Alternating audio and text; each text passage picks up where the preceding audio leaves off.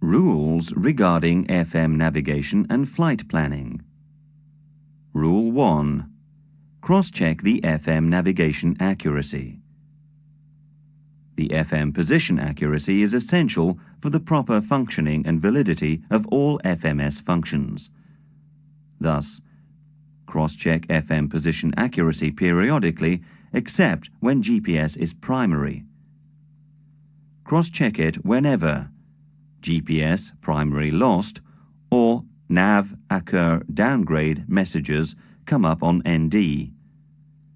Cross-check it whenever a doubt arises on the validity of the FM position.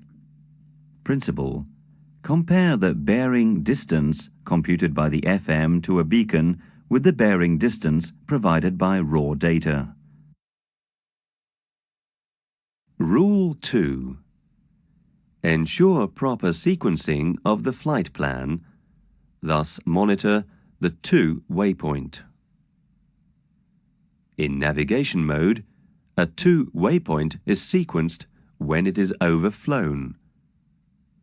In heading mode, if the cross track is large, the flight plan sequencing does not occur, which ruins the FM predictions. Principle: more specifically in heading mode, monitor the to waypoint and clear the undesired to waypoints, here LACU. Rule 3. Keep a flight plan discontinuity only when desired, for example when a radar vectoring is expected. Rule 4. Anticipate your actions on the MCDU. Fly ahead of the aircraft. Whenever useful information is known, ATIS on ground, an alternative clearance is expected, or a circling is planned, insert it in the MCDU as soon as time allows it. Rules regarding predictions. Rule 1. For predictions on time, speed, altitude and fuel, the FMS assumes that the aircraft flies along the flight plan in managed navigation and managed climb or descent modes.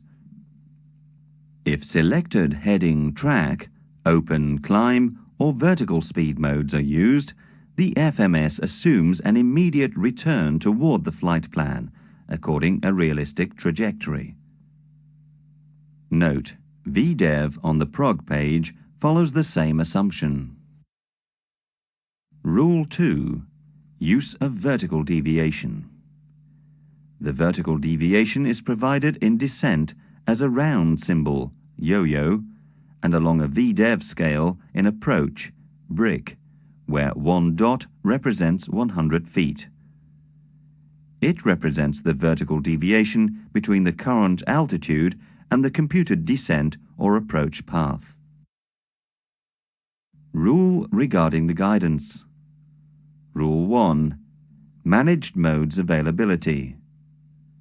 The managed modes of the FG guide the aircraft along the FMS lateral and vertical flight plan. The speed target may be either managed, computed by the FMS, or selected by the pilot on the FCU.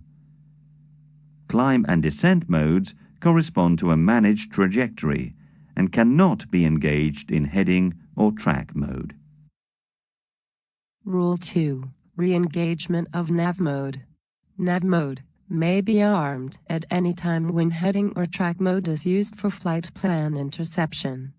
The interception can occur only if the track crosses the active leg before the two-way point. Note: nav mode engages as soon as the aircraft is less than 1 nautical mile from the interception point. When the track line does not cross the active leg, the interception will not occur. Rules regarding the displays. Rule 1. ND displayed mode selection. The ND arc and rose navigation modes may be used without any restriction if GPS is primary or FM navigation accuracy check is positive. If the FM accuracy check is negative, raw data has to be displayed on the ND. Rule 2. FMS monitoring in managed modes. When navigation mode is used, monitor PFD FMA for mode status, armed or engaged, and monitor ND for the expected trajectory and cross-track. When climb or descent modes are used, monitor target altitude and target speed, monitor VDEV in descent and location of pseudo waypoints on ND.